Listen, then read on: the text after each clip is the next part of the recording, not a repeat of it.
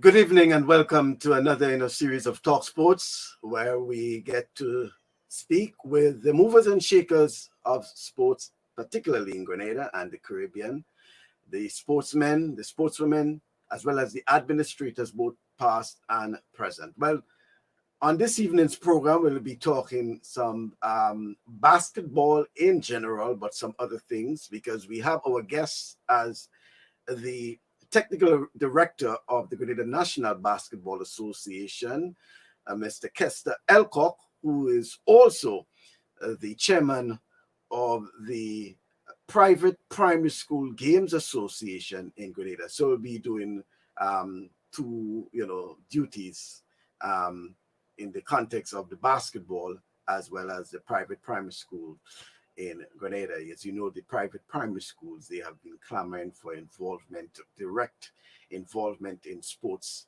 especially at the primary school level in Grenada. There have been some inroads, but I think they, by and large, they believe that the private primary schools can be directly involved in the sporting landscape, especially the primary schools in Grenada. So we'll be talking to Mr. Kester Elcock about that, as well as basketball, as the technical director of the Grenada National Basketball Association. As you recall, for the past few weeks, we have had a number of inputs from basketballers themselves, speaking about their journey from the local shows into the college, the U.S. colleges in particular, and into the professional league.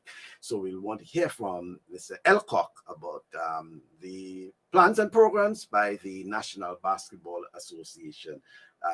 May I say the Grenada National Basketball Association. Don't want to be confused with the NBA. Let's welcome Mr. Elcock to the program. Good evening to you, Kester. Good evening to you, Pleasant good Michael. evening. Thank you for having me. Yes, and good evening to you, and Okay. good evening to your viewers. A very popular program, I must say, on social media nowadays. I'm glad that you have me here this evening. All right, thanks very much. And let's kick it off with some basketball in terms of the Grenada National Basketball Association as technical director. Um, what's the status of basketball in Grenada as it is now? Well, as it is now, there actually not much activity going on other than the persons who are involved in the regular daily sweat on the basketball court. That being said, I must say that we know that COVID has put a tailspin on a lot of different plans that organizations like ourselves had. Um, this is our second tenure as the executive of the Grenada National Basketball Association. We've had election in earlier this year, and overwhelmingly the executive we were revoted back to our present position. Um, and just like in our first tenure, what we did, we actually put forward some plans, short, medium, and long term, as we want to achieve so that we can grow basketball in Grenada. We are quite aware that basketball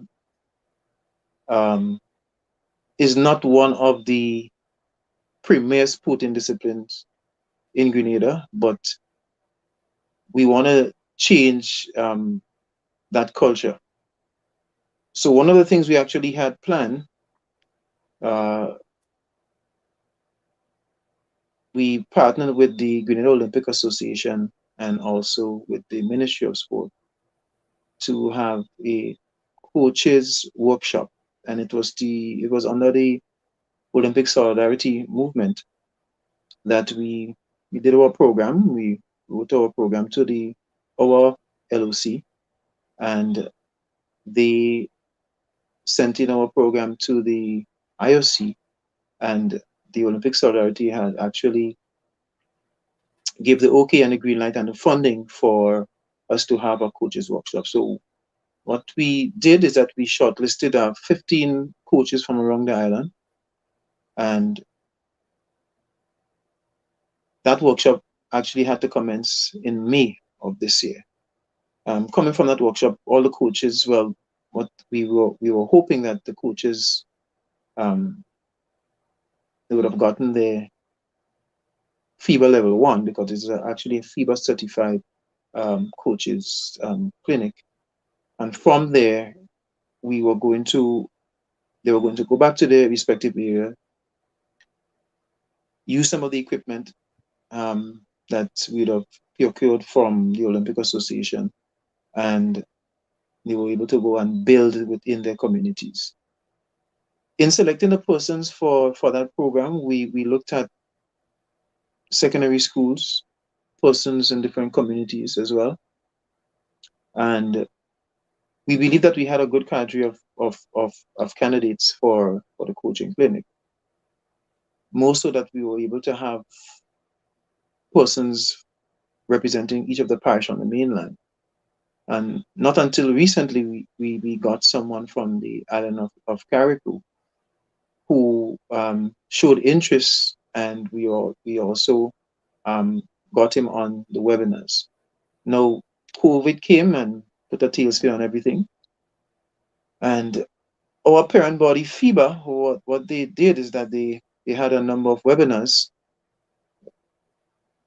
giving the similar amount of information that the coaches would have received in the coaches clinic.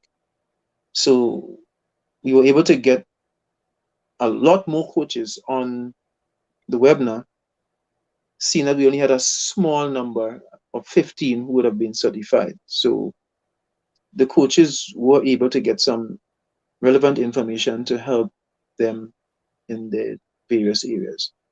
But I'm hoping that over the past few weeks we have been hearing a lot, and to an extent, COVID, but it's not a situation where COVID has really affected any of the plans and programs or directly affected, I should say, of the Grenada National Basketball Association. That's not the case, though.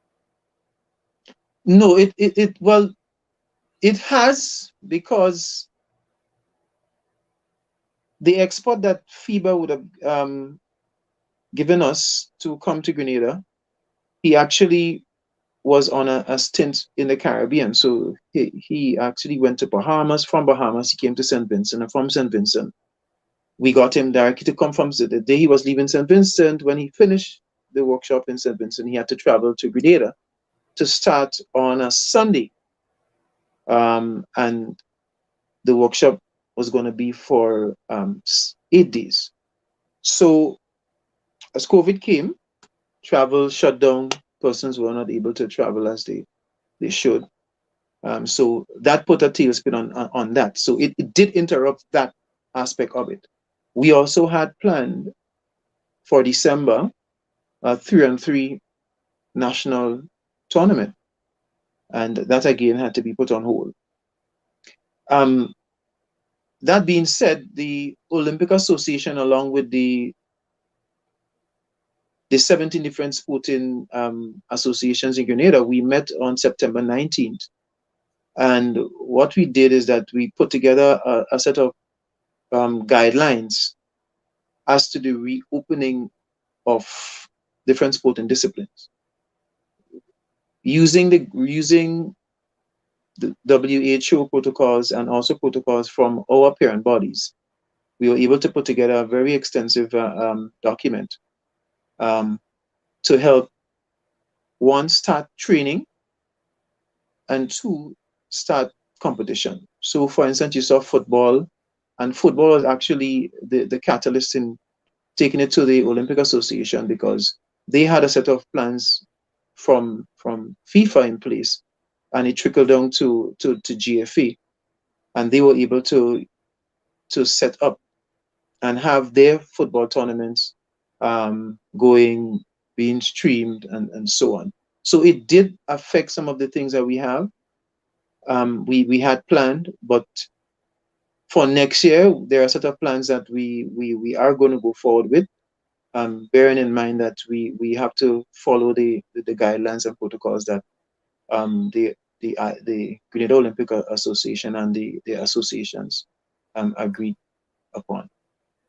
Okay, and going back to a point you made in the opening, and just for clarity,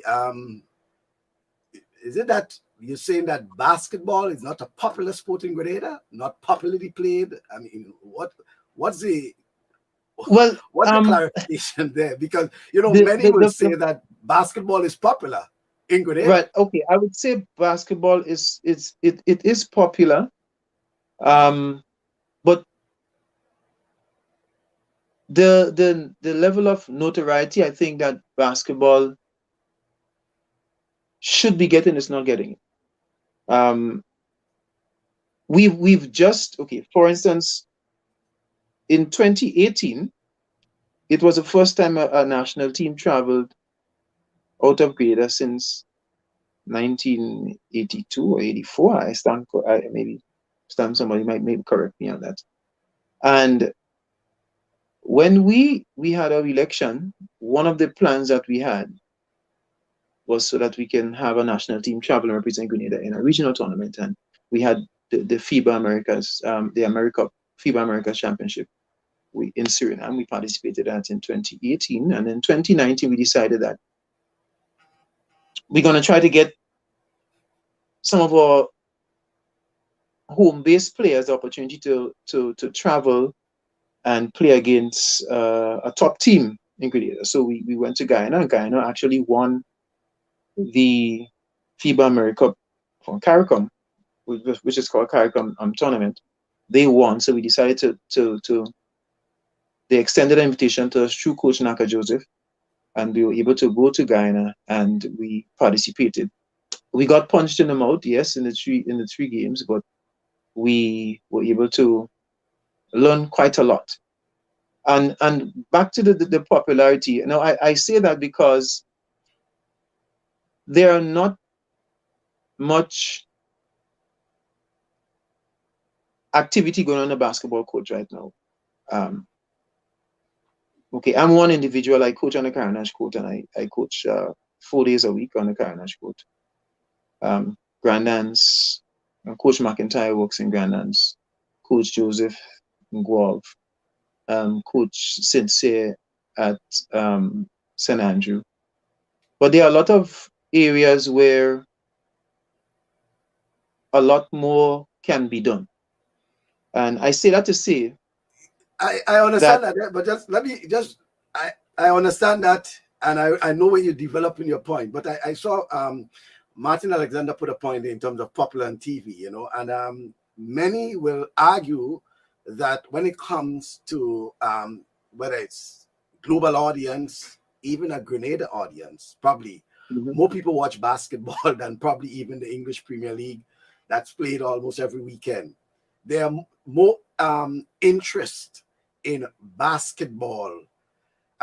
So you may have a point in terms of I don't know if the popularity in the sense that, you know, competitions, local competitions, whatever it is, but when it comes to basketball as a sport, the argument is always there that basketball is probably one of the most popular sport on TV, but and by large, you know, have the interest of in the Grenadians. world. Right. So yes. So in terms of viewership, no, but in terms of popularity, basketball is the 5th most popular sport in the world, following volleyball and badminton and so on. But in Grenada, for the viewership, for viewing, for instance, for the secondary school basketball final, I think that was one of the biggest crowd that I have ever seen watching a basketball final. That maybe and a final in Guelph with Guelph play. Yeah. And you're talking about the recent secondary schools? Recent secondary school basketball. Yes, recent secondary school. Okay. No, that was, I think that gave basketball a boost in the arm. And we at the Basketball Association wanted to run with that one time because one, the game was of a very high standard. The officiating was of a high standard. Then we were able to it was able to be broadcast live on Facebook for persons in the diaspora and persons to sit at home and look at it. And coming out of that, we saw that our investment going forward should be in developing youth basketball. And one of the reasons for that is that we're looking to, first of all, have introduced in the secondary school an under 15 basketball tournament. Now, it's one of the few sporting disciplines that there is no under 15 component into the secondary school level. So we have been speaking with the Ministry of Sport through the head coach, Mr. Benjamin, to see how best it can be introduced in the secondary school to have under 15 basketball. Our next thing to look at is a grassroots program. Currently, there is absolutely very, very, very few grassroots programs being run in Grenada. Very few. But as technical director of the GNBA, wouldn't that be falling in your as part of your responsibility? Yes. So then why? So then the question is why? Okay. So our main focus in the first 4 years, as I said, after we had our plans and we decided, okay, this is what we want to do. So we decided we want to have our national tournaments running cyclic. So every year we have them running at a specific time. We decided we're going to introduce on the 23. We had on the 23 running yearly. We went down. We said we're going to have on the 20. Then we went into the private sector. So we had intersector games, and looking at building for the future. Our next main focus going forward is our grassroots program. I've already done a project proposal to submit to the IOC. They have approved the proposal. The project is now being worked on by myself, and I am part of the International Coaches Apprenticeship Program, which is a program that is set up by Delaware University. And they are working along with me to make the project a stronger project so we can go to Switzerland and we can get funding for the project. So the name of the project is Sustainable Grassroots Program using the Long-Term Athlete Development Module. Now, for the first, from September to October, I was involved in a webinar that was set up by Pan Am Sports. And it's using the long-term development module, which is set up by Canada, by Dr. Richard Way, Sport for Life. And in those webinars that was set up by Pan Am Sport, it is using the long-term module to help develop that grassroots program. Now, we did have a number of we call them basketball jamborees. We did have some jamborees after I came from Mexico and I saw the interest in the under 13 basketball. We did have a number of basketball jamborees set up in different parts of the island. One of our key areas during using our summer program set up by the Olympic Committee, we had actually 4 summer programs around Grenada. That was in the summer of 2018, and we were able to get funding for the Olympic Committee to have children around the communities being involved in that grassroots program. Now, with doing something like this, it is not sustainable. It's not something where they can come twice or 3 times a week and there will be a coach there with equipment. There'll be a program. There will be tournaments that will be held where we have persons coming from different areas and coming and compete. So it's not something that's sustainable. So we did have grassroots program, but it is not sustainable. It's not something. It's not the best model for the development of the game. So persons were introduced to the game because we had new persons being introduced to the game. I remember we did one in the Carnage, and we had close to about 100 persons. We used the persons from within the private primary schools. We got their coaches to come down. They transported them down to the Carnage, and we were able to have an introduction to basketball. But from there, what happens after that? So in implementing a grassroots program, it has to be sustainable. I also looked at what GFA did in the past and what they're doing now with a grassroots program. Now it's something that's more sustainable. Persons are playing football on a regular basis. They're going on Fridays or on afternoon times, and they're playing, or on Saturdays, and they're playing. They're involved in the game more regularly. In order for our grassroots program to be sustainable and to really work well, we need to have committed individuals. We need to have persons who need to have them in the right settings and good programs. So if they're there, we now know that, okay, for the first 3 months, the children will come and someone will work with them. After the 3 months, we're going to have a tournament. We're going to get top players. We're going to bring everybody down from different parishes.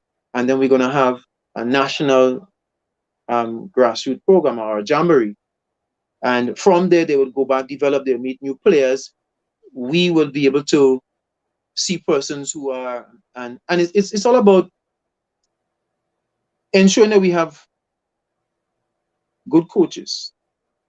Because if we want to make sure that everyone in whatever area or whatever community they're in around Grenada, that they are doing something that everyone else is doing. So it has to be sustainable. So it must not just be something that we just, because we did, I said, we did do grassroots program, but it was not sustainable. We just did it because we wanted to introduce persons, get persons to play the game, and so on. But it's not something that we have sustained, because I go to Guav, we do something in Guav, we work with a coach in Guav, or we go to Grenville, we go to Laborie, we do that. And what happens after that? Persons are not, the coaches are not, they're not motivated to continue doing it. So we wanted to ensure that a program like that is sustainable. So from at the conclusion of that program, I will be able to come back to Grenada, work with the various stakeholders, work with the schools, work with the government, and I say the government, the Ministry of Sport and the Ministry of Education, to now roll out that program where basketball will now be a part of the primary school system. Because in order for us to be able to have I think a really good breakthrough in basketball, we need to start implementing the fundamentals at an earlier age. Yeah. Okay. I saw some. I will get to the comments that were made a while ago while you were speaking there. But don't you think that part of the reason has to do also with the lack of competition? I mean, you get those kids in your grassroots program, but you're saying now that it's not something sustainable. Just introducing them to it, but there's no competition. There's nothing for them to, show what they're learning, what they're doing. No means of enhancing, no means of monitoring. And I make that point in the backdrop of years ago, there was so many tournaments being played around the island. I recall the late Jericho Greenwich, for example. Both of us used to leave St. George's, head into Sotels, for example, and almost every other night or every night there is some competition there, and we going up there, or we going somewhere in St. Mark, for example, or even to go up. So gone are the days where we had these competitions being played almost right around the island. St. Andrews had basketball, and by the way, I understood, someone told me that there was basketball tournaments being played in the parish of St. Andrew back in the 70s, something that probably someone will talk about in another program, though. But yeah, there was this competition being played in St. Patrick. St. Andrews had a league, but Guelph was almost like the mecca of basketball. And then you had also the Grandans, and there was also the Coronet, for example, where you have Yep. had basketball tournament. And then of recent, with the indoor facility in Laborie, you had a number of teams that were playing tournaments there. So the point I'm making now, don't you think, and let's forget COVID for now, because even before COVID, there wasn't anything. Don't you think that part of the reason has to do with lack of competition? Yes, yes, I agree with you.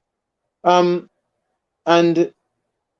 before COVID, I must say that the current basketball association, what we did, we inherited an atmosphere, an environment where there were one or two competitions around the country. So we know that Wagiti had a tournament in Guelph.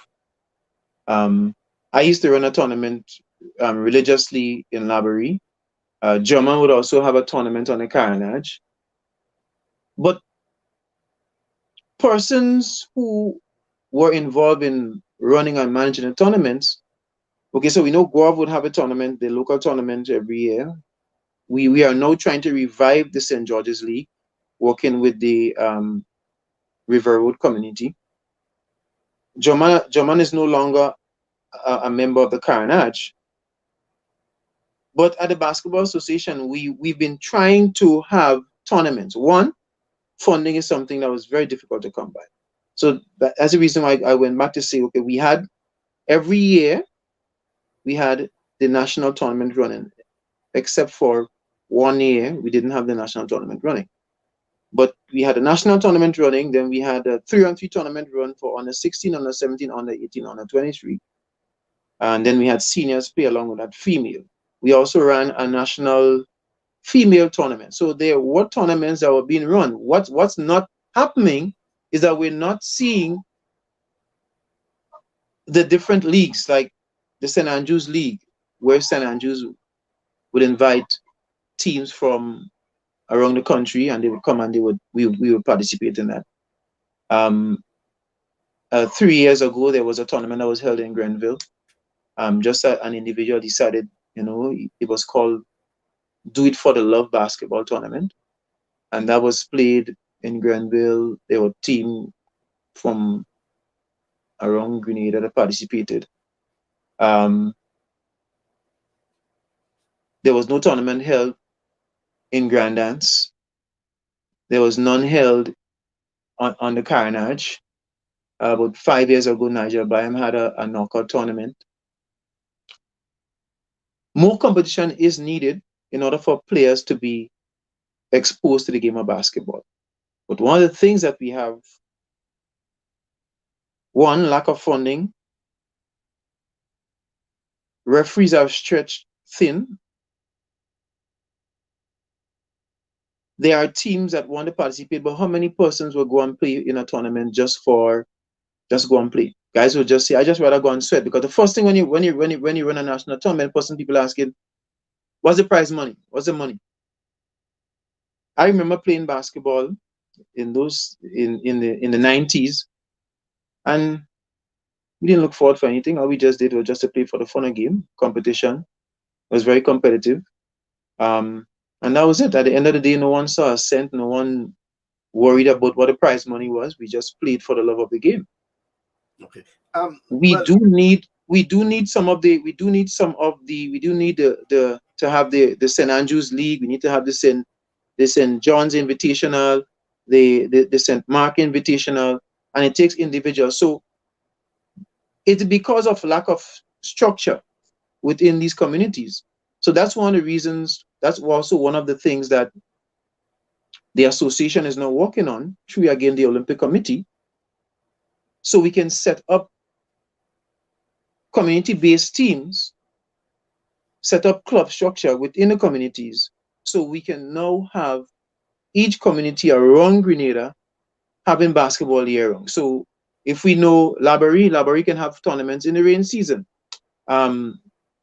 If Guav is having a tournament, they can have a tournament for 2 months. When that tournament finishes in Guav, then we have a next one in St. Mark or in St. Patrick and so on. So it's about developing structure within the communities so that we can have tournament, because the basketball association can do everything by ourselves. We can have funding. I remember Shad, I think was Shad Joseph from St. Mark. He got funding from one of his father's friend, and he was able to run a tournament in St. Mark. But then again, a tournament like that it would not be where they will invite teams from the outside. They will just have it as a community based. So there is basketball being played. There are tournaments being played within various communities, but not on a national level. Okay. Yeah, let me get to some comments there. Roger Duncan is actually saying that, can we just repeat what worked before with some expansion and enhancements, and considering it as basically as a start? And then he concluded by saying scholarships, dollars. Well, obviously it cost, but getting to his first point of, can we just repeat what worked before with some expansion and enhancement? Yes, definitely we can, because it takes people with the right mindset. It takes people who are willing to go and do the work, because run a tournament is not an easy job. It's not easy. I've done it for a number of years. I'm doing it with the basketball association, running a national tournament, and when I have to run on a 20 tournament, set fixture, postpone games, work with referees, work with table officials, making sure the table officials do their job properly. Sometimes they don't. It's a lot of work, and some persons don't want to take on that responsibility to do that. So hence the reason why, if we have, and when we have, and I say when we have because I'm optimistic, when we have structures in place within these communities, we will be able to say there's a community, there's a group of persons who will now run a tournament, and not to worry, and the basketball association is just going to give us support. The referees association is now being formed. So we just say 5 referees, 6 referees. This is the price for the referees. If the price can be subsidized, it will be subsidized. And here are the referees. We're going to supply the referees, run the tournament. We'll help develop table officials. And we're going to get more persons coming on board and more persons buying in. We need to, yes, we know that. And I played basketball in Guav. I played basketball in Grenville. I played basketball in St. Patrick. I played basketball in St. Mark. I played basketball in St. David, Granans, and the Caranage. And it was individuals at the time, a group of persons who organized the tournament. All I know, when I played with St. Paul's, I just went to Grenville and I played. I played in Guav with Grenada Skywalkers. I remember beating Grenada Skywalkers in the final of the B division, because I couldn't play with the big boys yet, with the Sparklers and Downtown Rebels and 76ers and Carnage. So in the B division, I remember playing that, but I didn't know who organized the tournament. I don't know. All I know, we just went there and we played basketball. Yeah, We went to Grenville, the same thing. We just played basketball. Well, you're basically highlighting the point that there is a deficiency in terms of the National Basketball Association and the need for them to do much more. But getting back to some comments now, Kyron Batiste is saying the IOC, I believe it might be the GOC, the Grenada Olympic Committee, I believe, let me just read through, needs to give basketball the same backing and support structure that is given to other sporting. So yes, it has to be the Grenada Olympic Committee needs to give basketball the same backing and support structure that is given to the other sporting organizations. More importantly, there need to be basketball representation on the, well, it's supposed to be GOC board. Why is it so difficult to give basketball its fair share for development of the sport? Probably on clarification, Kyron, it's not a This is matter of GOC. representation. It's not it's GOC, but it's not a matter of representation. Sports don't get I could representation on the the Olympic I could Committee. but I could share my sentiments with that. In that Mhm. we have come a long way. The current basketball executive, we've come a long way in receiving funding. We received $136,000 to take our team to Suriname for the FIBA America. That didn't come easy. It took time to sit and write the programs. I can tell you because I did it myself together along with the GenSec. And we had to apply for the programs 3 months prior to. So you cannot just go to Olympic um, Association and tell them, oh, a team want to travel to Trinidad, and you tell them, okay, when in the next 2 months, and you decide to get funding. It doesn't work like that. So one thing, it took understanding in how the programs were set up and to get the funding from the IOC, because the funding comes from Olympic Solidarity. And saying that, we've just received news that they have upped the amount of money to $590 million to spread around the different associations. So we're now looking to see if we get tap into some more funding for that. There is a lot more that can be done, but it takes the members of the association, myself, the GenSec, the president, the treasurer, sitting and putting plans in place. And we've done that to get the funding, as we did the funding for the coaches workshop, because we have to pay for the professional, we have to pay for the area, we have to pay the coaches, we have to give them stipend, we have to give them lunches. So it took a lot for that. Along with that, I'm now on an Olympic executive scholarship, in that I've done 2 courses so far, and that's part of building the sporting structure of the National Basketball Association. So we have to first of all know about the things, and then we're there now. And yes, Karen, we do have someone who sits on the finance committee of the GOC. In our treasurer, Rondell Johnson, he is a sitting member, a part of the finance committee within the Olympic Association. All right. So we are aware of the funding and what needs to be done so that we can tap into the funds. Okay. But a And lot just more by can be done. okay, but just by way of clarification as well, we cannot equate funding for a team traveling to a tournament as development. We want what we No. want, yeah, but we want what we want to see development programs, like something like you mentioned in terms of the coaches, Right. equipping local coaches in terms of knowledge, Mm-hmm. more grassroots programs, as some of the Programs. Yep.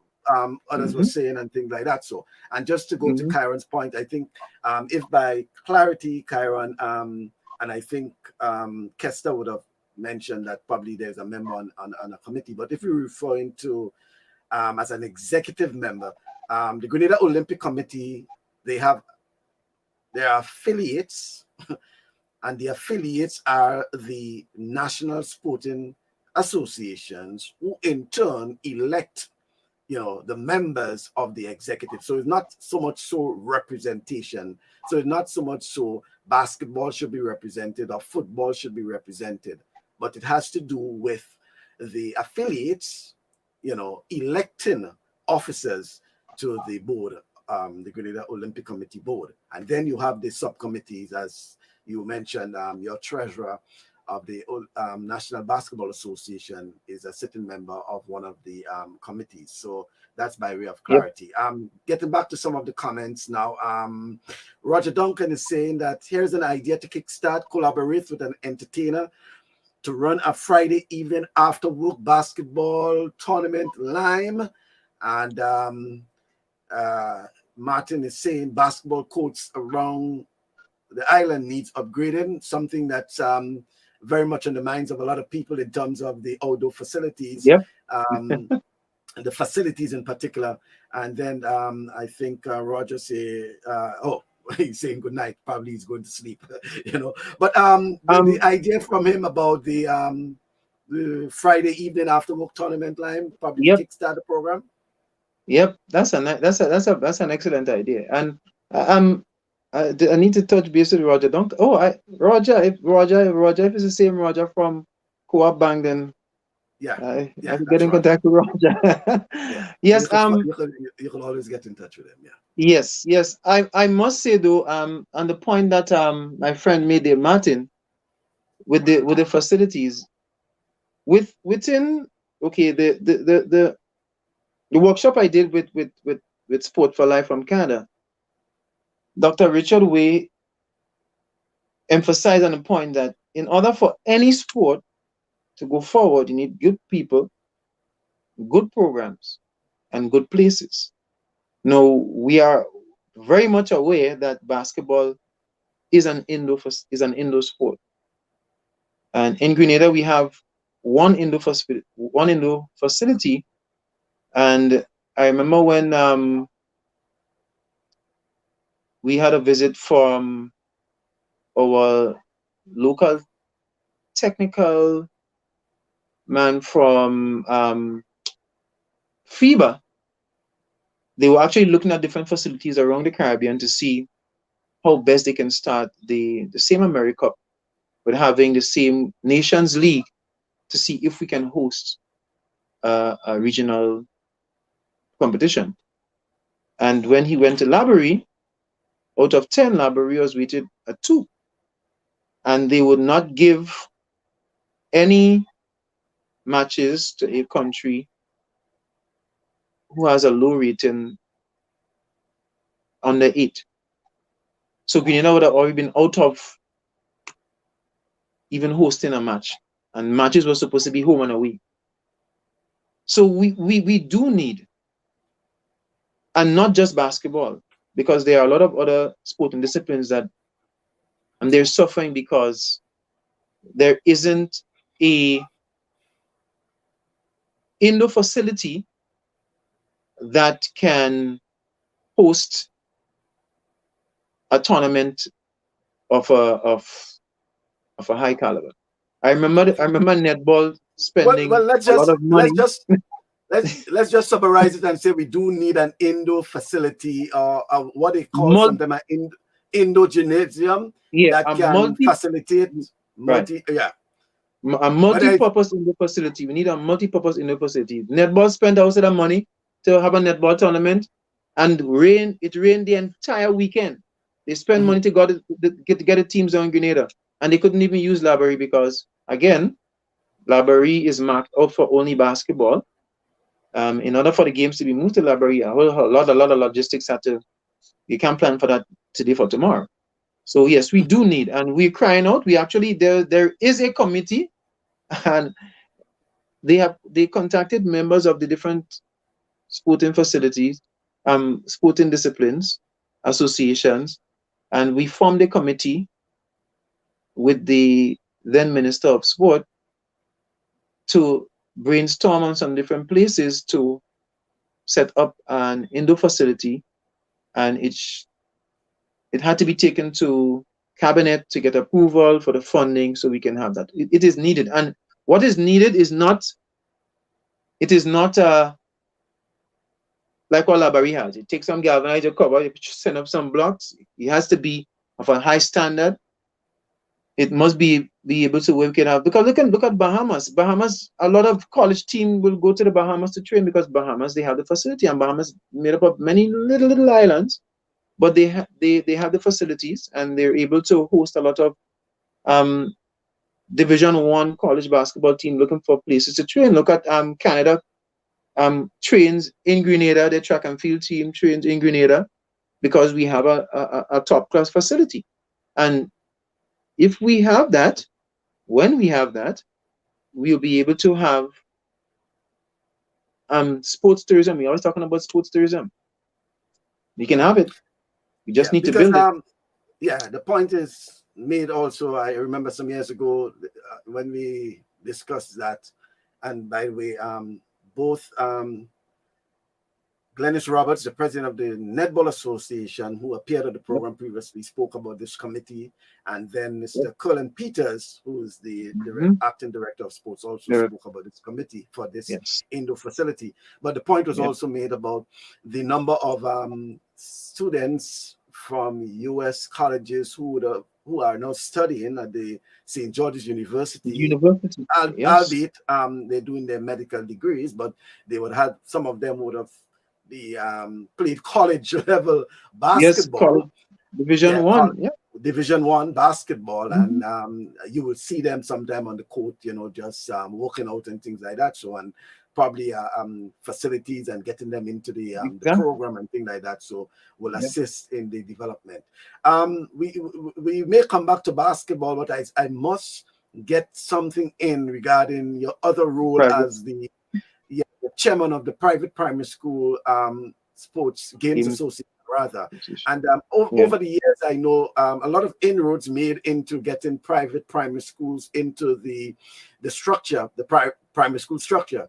But we still haven't seen them directly involved, especially when it comes to the national primary school sports, particularly the track and field.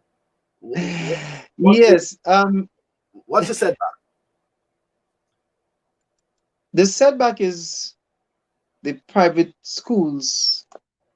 First of all, the national primary schools, it is actually Grenada Union of Teachers National. It's a national primary school championship, right? So it's the GUT National Primary School Track and Field Championship. So because we are not, the private schools are not unionized, that has been our blockade for a number of years. We did make some inroads in 2 years ago.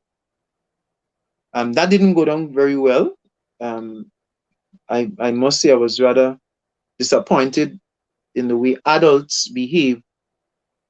And I'm referring to some of the coaches, and I might get some licks for this, but I'm referring to some of the coaches because I really felt hurt for some of the, and mind you, before I get to that point, I was assistant chairman of the St. George's branch for the GUT. And I was part of the planning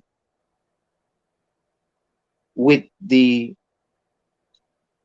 working along with the St. George's branch for being a part of that sport. So I was there on the field, and I heard some of the coaches from the different parishes would make a statement as, what if that child run across the lane and throw down one of we children? What be coming of that? That race don't run enough. I stand up there and I'm blocking the race. That race don't run enough. Because now we were able to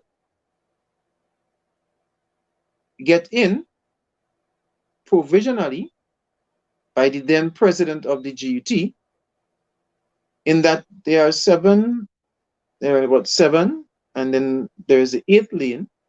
So we just ran. The kids just participated. So after, we were actually going to participate in all of the events, and then the president sent a letter back to us saying we can only participate in certain events. So like the 100 meter, I think a 200 meter, and I think was a 400 meter. So we were not able to participate in the relays and so on, because we were considered that the private primary school children may have some way inhibited, some way or the other, caused something and something to go awry and something or the other. Mind you, for the last 5 or so years, the number one sprint female, male, and if not number one, number two, and very close number two, came from private schools. Cornell Pear is the number one sprinter that came from St. Mary's Junior. He's now in GBSS. Ivan Peters, Donnie Touche, Shema Mills, Rico Moultrie. I don't know if you know who's Rico Moultrie, right? Because I think he's running up Bahamas now, but he came from the private Yeah. school system, Yeah. right? So it's not as though the private school were not producing top athletes. So Daniel went into PBC. He broke the 100-meter record for prep boys. The year after that, the next private school child broke that record again, and it just kept going like that, and just going like that. The 400-meter record was set by Tajay Grant, an ex private school child that people just happened to see him in Intercon. Like, who's this boy? But he ran in private school, amassing the most amount of points I've ever seen by an athlete. So he threw javelin, shot put, discus, everything. He did everything and amassed a lot of points. So it's not as though the private schools, we do not have the amount of talent. We have talent, but for some reason, because of the union, we're not allowed to be in that 8 lane. And up to there, that's where it is. Yeah, but you call some names, and but you can even go further back. Sean Lambert, for example, came from Yes, the yes. private primary I didn't school. want to go so I didn't want to No, go so no, far because actually our 100 meters, we have dedicated it to Dr. Sean Lambert. So our 100-meter prep boys, under 13 boys, just called it Dr. Sean Lambert 100 meters. I spoke to his mom and dad about it, and we actually want to get him here because we give the person who wins the 100-meter, we give them a trophy, a challenge trophy, and if the same school does it, they get 2 trophies. They get a personal trophy and then they get a challenge trophy. And the same school wins that 100-meter for 3 years, the school gets to keep that challenge trophy. So yes, Dr. Sean Lambert is one of the persons that we are aware of. I didn't want to go so far back, but yes, from the private schools. and actually moved from the private school to doctor.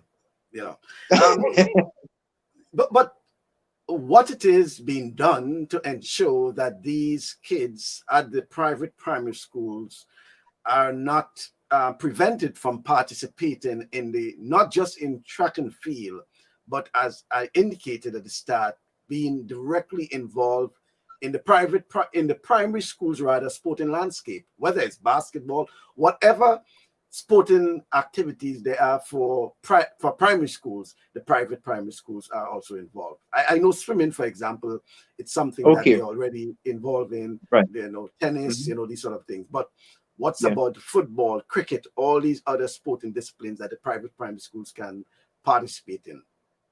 So what we've done at the Grenada Primary Schools Games Association is what we've done is that we've prepared our own sporting disciplines, and we have our own competitions among the schools because, like I said, if the Ministry of Sports is having an event, the private schools participate. So when there are also national events, so when there is the national champs or KFC relay meet, they participate in events like that. But for us to make inroads to something that is being organized by the Grenada Union of Teachers is going to be extremely difficult because remember, most of the private schools are ununionized. I know Grenada Junior Academy, we're unionized. First Choice Junior, they're unionized, and 3R's private. But for the other schools, they're ununionized, and it's a big no for us to go as a combined group to participate in an event that is put on by the GUT. Like I said, we do participate in the tennis, the swimming, and in the swimming, private schools dominate. Tennis also, the private schools also, we run our own tennis tournament. We run our football tournament. We have our beach football and we have our grass football. We have different age categories under 10 and 11 plus. So we're able to have those tournaments being run yearly. and then the kids participate within their club. But it's difficult to get Okay. into primary school system. Well, it's interesting because I wasn't even aware that Joel Phillip is actually saying I attended a private primary school and I always wondered why we were not able to participate in the St. George's Games and also the national games. I thought we as private school children were not good enough until I got to GBSS and realized that was not even close to being the Exactly. case. That's a shame, you know. And as let me go back to Joel, and you know, Joel Phillip now is actually, Yep. Yes. you know, his role Coach, head is, coach. well, Yep. not even Mhm. coach. Yeah. He's hiring coaches. He's hired. Sorry, he's Yeah, athletic director. Athletic he's director. athletic Yes. director. He's hiring coaches, so he's hiring and Yeah. firing coaches. So and then we use the example of Dr. Sean Lambert as another one. Well, Mhm. just saying, Joey Phillip, where is the private primary school talent nurtured or developed? Many times they got lost in the numbers. And he's saying, I know of many who got lost. Yes, it's true. And part of the reason could be because they're not involved. They're not directly involved. Most time it's just on the primary schools and the secondary schools. But as indicated, there are a number of folks who come from the private primary schools and all rounded. And early on, Martin was actually saying, ask Roger Duncan from Core Bank as a main sponsor. Probably, I think he's teasing you, to get Roger involved in the private primary schools. But Yeah. what do you see as the way forward to ensure? I know you outlined some things, but to ensure that even as early as 2021, when the focus is on rebuilding or getting things restarted, to ensure that the private primary schools are involved. Well, it will take a lot of understanding and collaboration. Now, we've gone so far as to try to create dialogue between one of the major sponsors of the GUT, which is Co-op Bank, to try to kind of lax because that you must be unionized in order for the private school to come as a group and participate. Because at the end of the day, I think that sometimes the private school um, children are treated as if they're non-Grenadian. And And by the way, I just to clarify, when you say unionized, you're talking about the teachers being unionized, yes, the and teachers. So what that has to do with the school, students no, or the school. Mhm. the school needs to be unionized. So a teacher cannot just leave from whatever private school and go to GUT and say, I want to be a unionized teacher. So it'll take um, members within the school to say, this is what we want, and then we take it to the union, and or you tell it to your employer. I don't know how the process works. I know how we got it at Grenada Junior Academy. I know how we got it, and it might be different for other organizations. But you take it to the union come and say, these are the benefits for being a member of the union. If you want to be a member of the union, so and so, you pay the $20 a month, and then you get unionized. So that could be one way it can be done. And the next way, I just think it just takes understanding between the various stakeholders to realize that it's hey, Grenadian kids, they just need an opportunity to showcase their talent. But the private primary schools, I must say, we have a really good product in the Grenada Private Primary School Track and Field Championship. We have a really good product. Over the years, we've been improving our partnership with George F. Huggins for the last 10 years. It's a great partnership. We have other persons on board, but for a number of years, George F. Huggins, they were our platinum sponsors. And we have grown from strength to strength in that last year we were able to broadcast it live with Richie Oliver and his team. So we just want to ensure that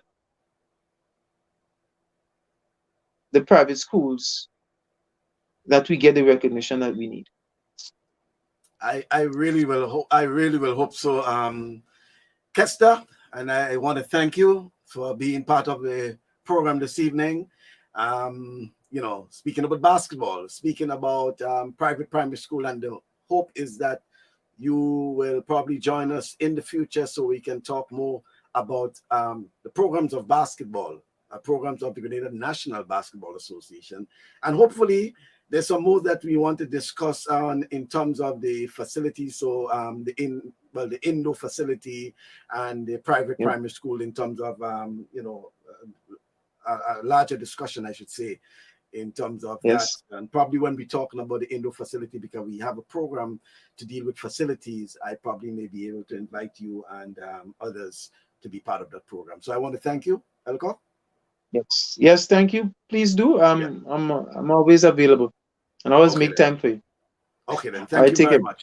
Yeah, I appreciate it. All right. So that's All right. Kester Elcock, who is the chairman of the Private Primary Schools Games Association, and he was earlier speaking as the technical director of the Grenada National Basketball Association, as he indicated, the development programs and the assistance being received from the Grenada Olympic Committee and some of the programs. So we look forward to some good things from the Grenada National Basketball Association and for basketballers in Grenada come 2021. And hopefully his push to get the private primary schools more involved in the sports, and probably a call for the GUT to see how they can assist, because as we indicated, so many of these kids who came from the private primary schools, they have gone on to represent Grenada. They represented Grenada, and some of them